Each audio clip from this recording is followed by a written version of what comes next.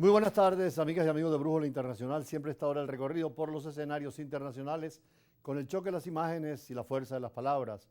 La política mundial sigue no solamente dentro de las potencias con el gran poderío militar, económico y financiero. Además, la expresión cultural, que es el caso de Estados Unidos, la Unión Europea, Rusia y China. Pero al margen también hay una diplomacia espiritual, ética, moral, que es la del sumo pontífice del Papa y respetado por todos los países y por todos los presidentes. Precisamente cuando estuve en Moscú, era la época comunista y recuerdo que aunque las iglesias estaban cerradas y había un ministerio del ateísmo, sin embargo los creyentes eran numerosos y apenas cayó el comunismo en Rusia, inmediatamente las iglesias se han llenado. Por eso Cuba no puede dejar de lado al pueblo cubano más allá del sistema político y económico que tengan, porque aunque los dirigentes sean ateos, el pueblo sigue siendo creyente y cristiano. Y el presidente de Cuba lo sabe muy bien. Fidel Castro lo supo en su momento y por eso las visitas del Papa a Cuba. Ahora el presidente de Cuba, Miguel Díaz-Canel, también en esa misma línea se reunió con el Vaticano, con el Papa Francisco, en el marco de una gira por varios países europeos que también lo va a llevar a Francia y Serbia. Así lo hizo público la Santa Sede y es parte de esa diplomacia que hoy en día todos los países deben hacer porque lo internacional se impone sobre lo nacional. Veamos. El Papa Francisco recibió el martes en el Vaticano al presidente de Cuba. Miguel Díaz-Canel se encuentra en medio de una gira por varios países europeos que también lo llevará a Francia y Serbia. La presidencia de Cuba detalló que el encuentro, que duró poco más de 30 minutos, permitió constatar el positivo estado de las relaciones bilaterales. Díaz-Canel se reunió también con el cardenal Pietro Parolin, secretario de Estado del Vaticano.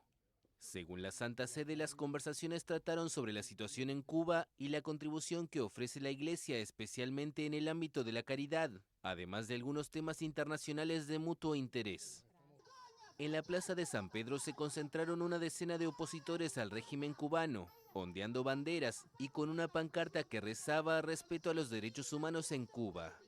La Iglesia Católica ha jugado un papel importante en mediaciones con el gobierno comunista.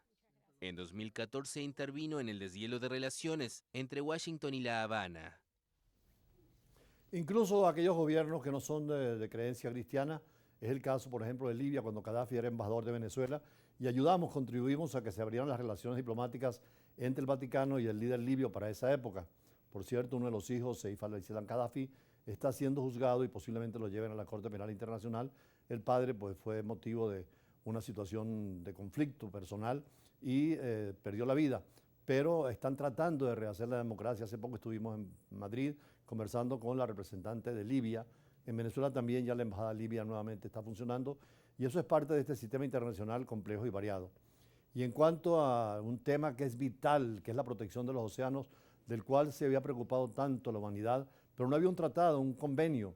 Finalmente, después de varios años, se llega a un tratado internacional.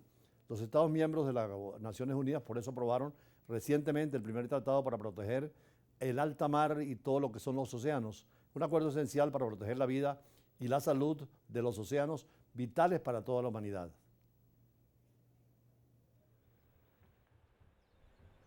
Acuerdo inédito para proteger la alta mar. Los Estados miembros de la ONU aprobaron el lunes el primer tratado para cuidar la vida y la salud de los océanos.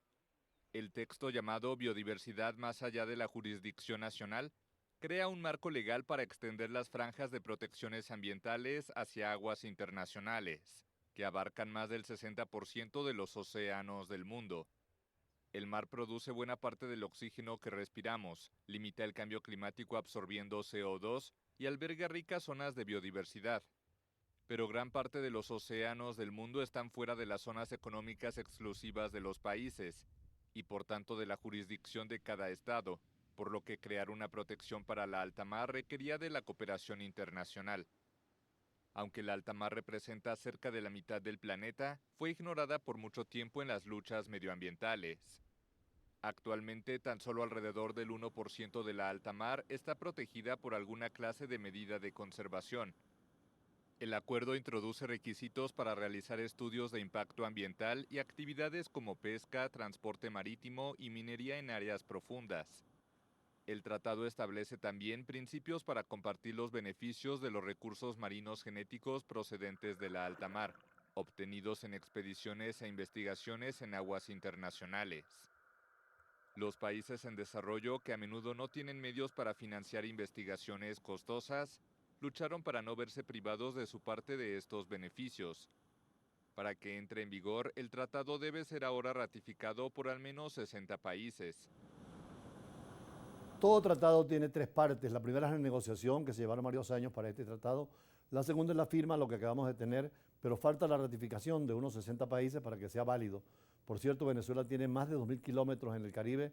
Es importante el mar para Venezuela y una gran porción de salida al Atlántico, que ahora con la discusión que está bien llevada en La Haya por el grupo de especialistas venezolanos en la demanda que hizo Guyana contra Venezuela, puede tenerse mayor salida al Atlántico, que es fundamental para nosotros. Por eso hoy, antes de ir al corte, le dedicamos una reflexión al tratado sobre el acuerdo internacional, la conservación de los océanos y particularmente en el nuevo derecho internacional del mar, que es tan importante en estos tiempos.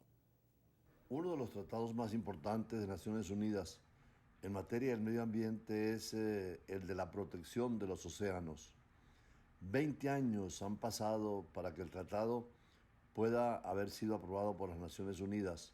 Es proteger la biodiversidad en aguas fuera de los límites nacionales conocidas como alta mar, que abarcan casi la mitad de la superficie del planeta, pero esos esfuerzos habían fracasado en reiteradas ocasiones hasta el mes de marzo, en que se decidió tener un tratado internacional y un compromiso de los gobiernos.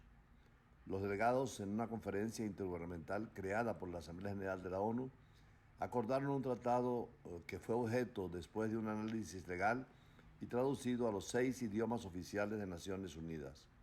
3 son las etapas de un tratado internacional. Primero, la negociación, discusiones entre los miembros, entre los países, entre los estados.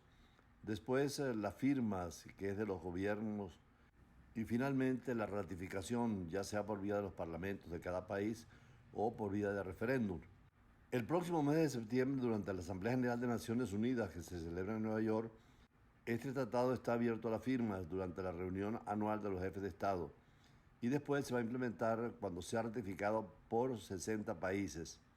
Esto es interesante porque crearía un nuevo organismo para administrar y conservación de la vida marina y crear áreas marítimas protegidas en alta mar. Igualmente señala las reglas para llevar a cabo evaluaciones de impacto ambiental para las actividades comerciales en los océanos.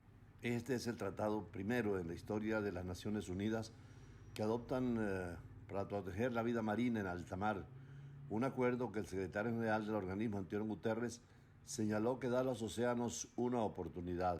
Estaban presentes 193 estados que integran las Naciones Unidas y brindaron un apoyo absoluto a la embajadora de Singapur para los océanos, René Lee, quien presidió las negociaciones que estuvieron marcadas por acuerdos sin ninguna objeción. Son los océanos los que producen la mayor parte de oxígeno del que respiramos y absorben el dióxido de carbono, por lo que son cada vez más importantes en la reducción de emisiones de carbono que causan el calentamiento global. Sin embargo, solo el 1% de las inmensas áreas oceánicas cuentan con protecciones adecuadas. 20 años transcurrieron en discusiones y en negociaciones hasta llegar a poder tener una reglamentación sobre la biodiversidad en aguas fuera de los límites nacionales, conocidas como alta mar, que abarcan casi la mitad de la superficie del planeta.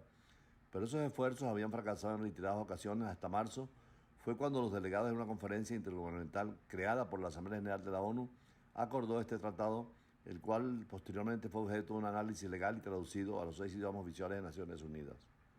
El secretario general de la ONU señaló, el señor Guterres, que la adopción del tratado se produce en un momento crucial en el que los océanos enfrentan amenazas desde distintos frentes. Señaló que más de un tercio de la población de peces que se están capturando a niveles insostenibles van a desaparecer. Estamos contaminando nuestras aguas costeras con productos químicos, plásticos y desechos humanos. En los océanos se originó la vida y mantienen el porcentaje más alto de biodiversidad. Son grandes extensiones de agua salada que separan a 2 o más continentes terrestres. Dichas extensiones acuáticas cubren la mayor parte de la superficie de nuestro planeta, el 71% del mismo, y se comunican entre sí a lo largo de miles de kilómetros cuadrados que contienen más de 1 billón de kilómetros cúbicos de agua. La cuarta parte del total del planeta son los océanos, poseen una profundidad hasta de 4.000 metros y continúan siendo el 94%